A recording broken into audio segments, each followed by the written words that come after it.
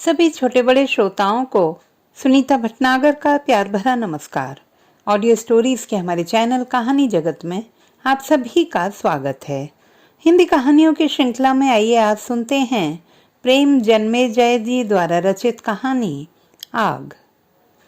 अनु ने बच्चे के लिए सामान खरीदा और बस स्टॉप पर बनी पंक्ति में आकर खड़ी हो गई। अनु मिट गई और मिट कर रह गई मात्र एक पंक्ति। बस स्टॉप पर बनी एक पंक्ति, अस्तित्व और अनस्तित्व के मध्य की दूरी जैसे यह पंक्ति हो।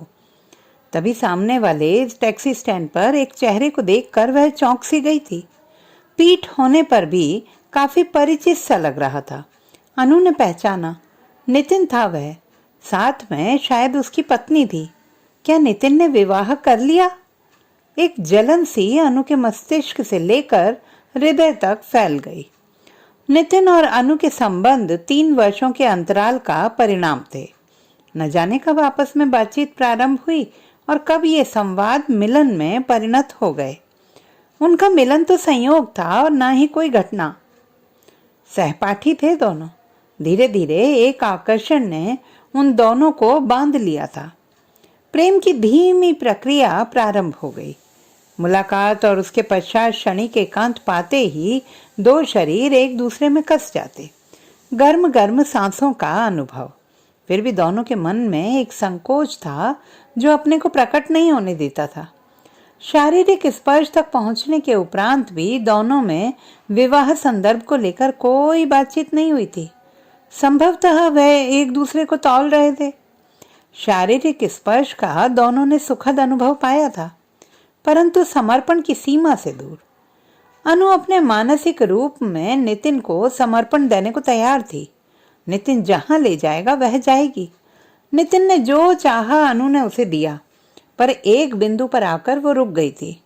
रुक क्या गई? नितिन के शब्दों ने, उसके प्रश्न ने उसे रोक दिया था। अनु, तुम मुझसे विवाह करोगी? अनु के मस्तिष्क से जैसे शेष संदर्भ कट गए थे। नितिन का मात्र यही प्रश्न उसके मस्तिष्क को अपने परिवेश में बांधे था। नितिन से इसकी संभावना थी, परंतु प्रश्न आकस्मिक न होते हुए भी उसे आकस्मिक लगा था। मस्तिष्क पर छाई भविष्य की संभावनाओं ने उसके शब्द छीन लिए। प्रश्न के उत्तर में वह हाँ भी तो नहीं कह पाई थी। सर झुकाए धरती में जैसे वह अपने शब्द खोज रही थी। तुमने मेरे प्रश्न का उत्तर नहीं दिया। नितिन की आवाज भर्रा सी गई। अनु के मौन ने उसे आशंकित कर दिया। वह उसके चेहरे पर अपने प्रश्न का उत्तर ढूंढ रहा था। प्रसन्नता ने अनु के चेहरे को जैसे भर सा दिया। भविष्य के इंद्रधनुषी स्वप्नों की बनती हुई लड़ी को जैसे उसके चेहरे की ओर झुकाते हुए अनु ने स्वीकृति दी थी। नितिन द्वारा छोड़े गए गहरे अनुश्वास को अनु ने भी अनुभव किया था। तुम्हें आश्चर्य नहीं हुआ अनु? नहीं, बस इतना कि यह प्रश्न तुमने पहले क्यों नहीं पूछा। मैंने सोचा कि कहीं मैं इनकार ना कर दूं। नहीं, ये बात नहीं। सोचा था कि पहले तुम्हें समझ लूं और स्वयं को समझने का अवसर दूं। समझ लिया? हाँ, तभी तो ये प्रश्न पूछा। और तभी अनु ने जैसे सोच लिया कि वो नितिन से मिलना कम कर देगी। नारी के आकर्षण में जो रहस्य छुपा हुआ है उसे वह इतनी शीघ्र नितिन के समक्ष नहीं खोलेगी।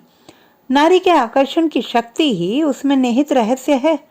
जितना वो छुपाती है उतनी ही वह आकर्षित रहती है। जैसे जैसे वह उन्हें खोलती है वैसे वैसे ही उसमें पुरुष को बांध लेने की शक्ति कमजोर हो जाती है और अंत में वह रह जाती है विकर्षण का एक केंद्र। पर अनु अपने आप को रोक नहीं पाती।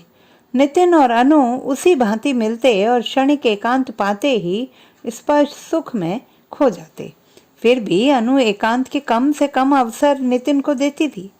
और उस दिन जब नितिन ने पूछा, अनु कल घर आओगी, तब अनु का स्वाभाविक प्रश्न था, क्यों? यूं ही मिलकर बैठेंगे, बातचीत करेंगे। कभी भी तो संपूर्ण रूप में अपने मिलन से हम संतुष्ट नहीं हो पाए हैं। पर घर में कल कोई ना होगा। सब लोग किसी रिश्तेदार के यहाँ दावत पर जा रहे हैं। मैंने बहाना कर दिया है। घर में कोई नहीं, अर्थात संपूर्ण एकांत। उस एकांत में नितिन किसी भी बिंदु तक पहुंच सकता है। संपूर्ण एकांत जिसमें उसके रहस्य की परतें एक एक करके खुल जाएंगी। विवाह के उपरांत वह नितिन को क्या देगी? क्या आकर्षण होगा उसकी सुहागरात में?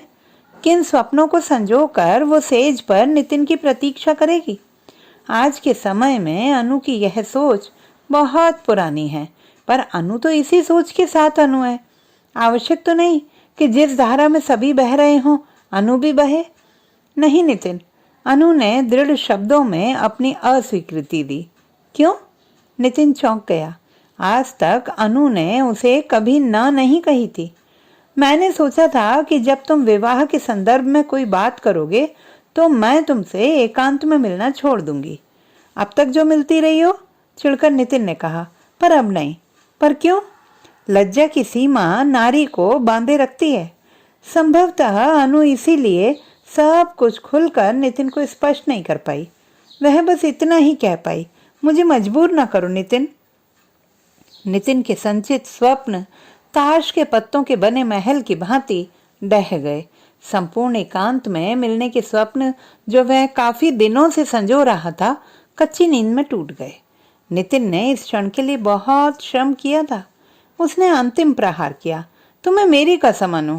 मैं कसमों पर विश्वास नहीं करती नितिन। तुम मुझे इस तरह मजबूर। अनु, तो फिर यह हमारी आखिरी मुलाकात है।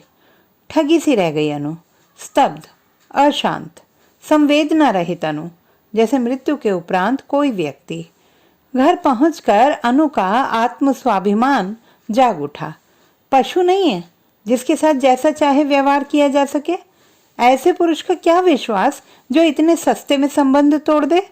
वह नितिन की दासी नहीं है, उसका अपना भी अस्तित्व है। वह अनु है, मात्र नितिन की इच्छा में विलीन होने वाली नारी नहीं है। नितिन उससे नहीं बोलता ना बोले, नहीं मिलता ना मिले, वह भी अनुनय विनय नहीं करेगी। नितिन के बिना भी रहना पड़ा तो वह रहेगी, उससे अलग, उसकी स्मृति से भी दूर। नितिन के किसी भी संदर्भ से उसे कोई दिलचस्पी ना होगी जब तक नितिन स्वयं आकर उसे न मनाए। सब जैसे अनु ने दृढ़ कर लिया था, फिर समय ने उसे नितिन से दूर करके और दृढ़ कर दिया। उसका विवाह हुआ, 2 बच्चे हुए, सब कुछ जैसे वह भूल गई। वह आज तक दृढ़ रही, परंतु आज नितिन के साथ उसी पत्नी को देखकर समस्त कटे हुए संदर्भ जीवित हो गए।